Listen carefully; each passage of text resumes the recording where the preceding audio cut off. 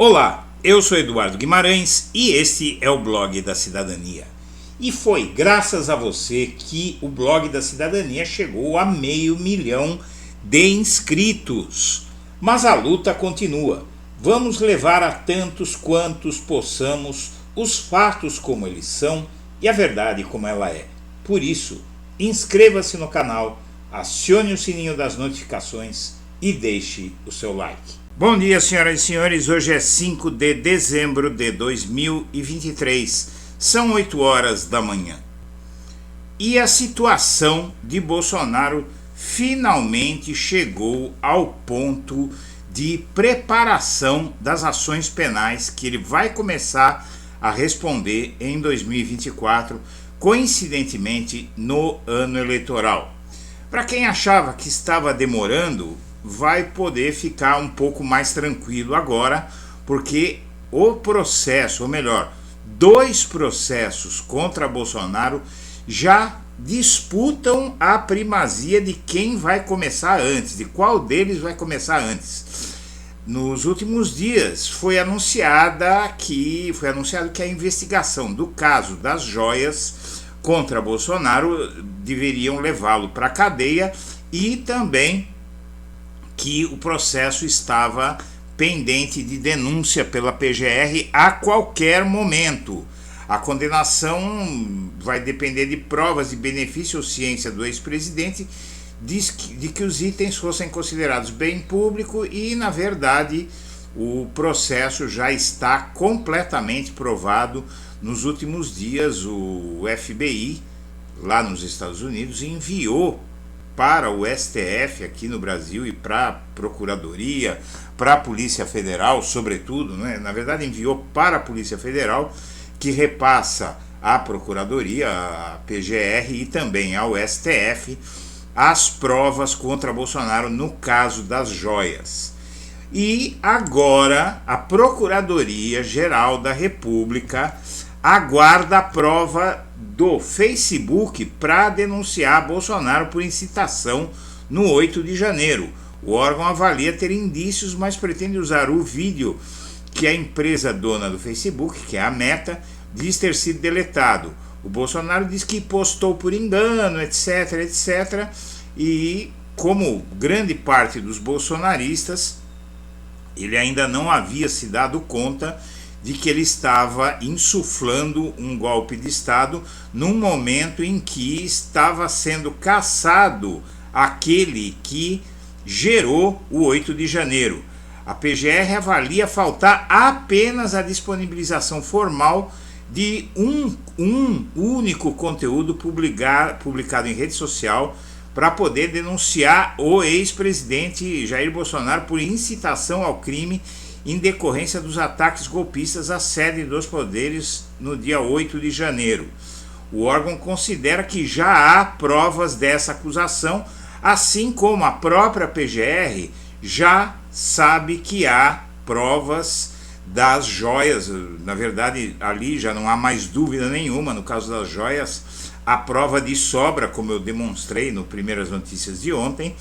E esse vídeo produzido por terceiro e publicado no perfil do Bolsonaro 2 dias depois do 8 de janeiro, ele questionava as urnas e dizia isso aqui: Lula não foi eleito pelo povo, ele foi escolhido e eleito pelo STF e TSE. Isso foi publicado logo após os bolsonaristas, vestindo camisetas de Bolsonaro, depredarem as sedes dos 3 poderes em Brasília. O crime de incitação pelo qual Bolsonaro pode ser acusado está previsto no artigo 286 do Código Penal, que prevê pena de detenção de 3 a 6 meses, mas aí o Bolsonaro entra naquele caso dos processos contra os bolsonaristas que estão sendo condenados a penas que vão de 12 a 17 anos, e com certeza o Bolsonaro, como mandante, vai pegar uma pena bem maior, fala-se em 30 anos. E, na verdade, tudo isso é um jogo de xadrez que vinha sendo preparado já há bastante tempo pelo STF. Esse procurador indicado, esse novo PGR, recém-indicado por Lula, e que foi indicado pelo presidente da República, a pedido de Gilmar Mendes e Alexandre de Moraes, ele já chega à Procuradoria-Geral da República com a missão de fazer as duas denúncias contra Bolsonaro. O caso das joias e o caso do 8 de janeiro. Na verdade, aqui você vê a matéria da CNN, publicada hoje, que diz que Gonê vai tocar as denúncias contra Bolsonaro da delação de Cid.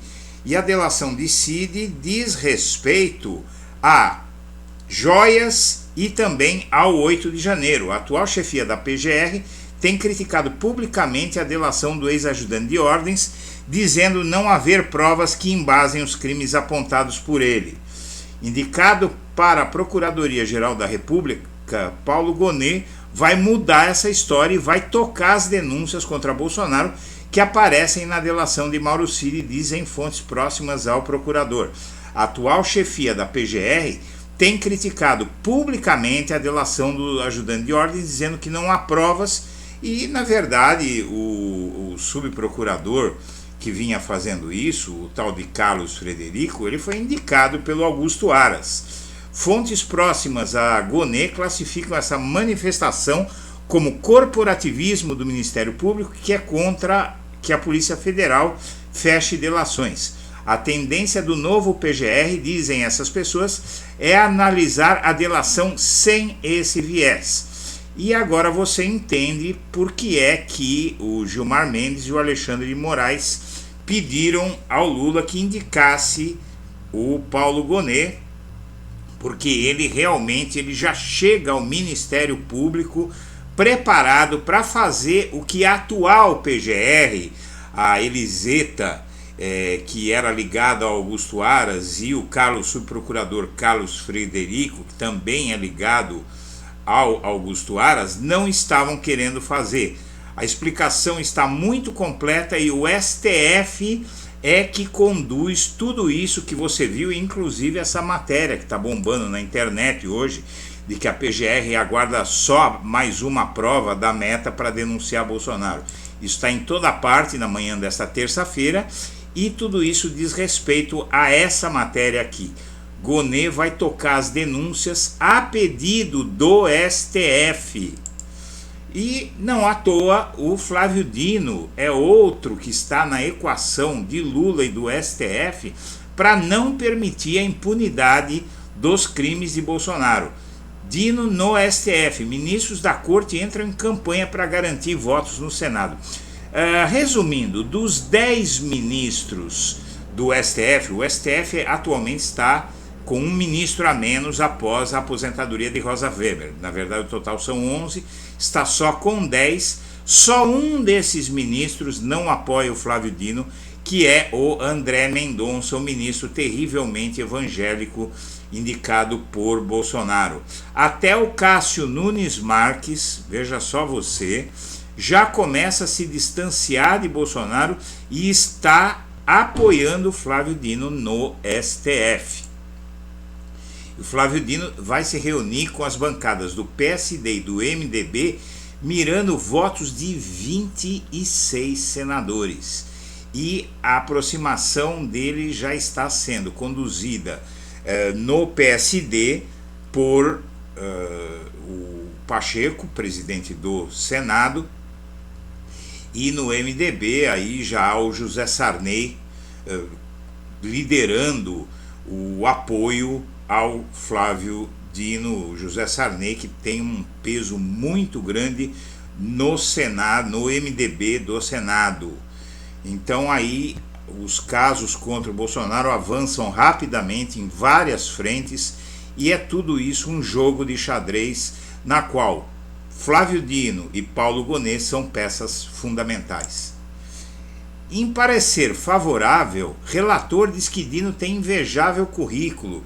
O senador Weverton Rocha, do PDT do Maranhão, já preparou e o relatório dele vai ser realmente favorável ao currículo de Flávio Dino na Comissão de Constituição e Justiça do Senado e a aprovação do Dino, como bem disse o Eduardo Bolsonaro ontem, são favas contadas. E o Brasil já reforça a fronteira com a Venezuela por conta, na verdade, não só com a Venezuela, mas com a Guiana aqui. Então, você veja que esse território, a Venezuela aqui quer esse território aqui chamado de Essequibo, que é praticamente metade da Guiana, e esse território da Guiana inclusive faz fronteira com o Brasil. Então o Brasil reforça toda essa fronteira aqui com Venezuela e aqui com a Guiana, não é? Então aí realmente é uma pena, essa situação está esquentando muito e não se sabe o que pode acontecer. E o STF já vinha conduzindo uma investigação secreta contra o Janones. A apuração está sob segredo de justiça e envolve Janones e prefeita aliada dele, apontada por ex-assessor como responsável por recolher rachadinha. Além de atender a pedido da PGR e abrir o inquérito para investigar a rachadinha, suposta rachadinha do Janones, o ministro do STF, Luiz Fux, ordenou que a Polícia Federal mantenha outra frente de apuração contra Janones. Fux deu prazo de 60 dias para que a PF siga com uma investigação que envolve o deputado e a prefeita de Ituiutaba, em Minas Gerais, Leandra Guedes, por suposta prática de desvio de recursos públicos federais. E o Lula recebeu o apoio da Alemanha para salvar o acordo entre Mercosul e União Europeia. O Lula diz que só desistirá do tratado se ouvir um não de todos os países envolvidos nos blocos. Então não está morto esse caso e, na verdade, a União Europeia, através de alguns países como a França, não quer dar tanta vantagem que o Lula está pedindo, mas, na verdade, o Lula tem dito a eles que a situação no Brasil é uma situação muito delicada. Esse Olaf Scholz, que é o presidente, o primeiro-ministro, né, chanceler alemão, ele foi inclusive visitar o Lula na cadeia, né, antes de ser ministro. Então é um contato muito importante do Lula.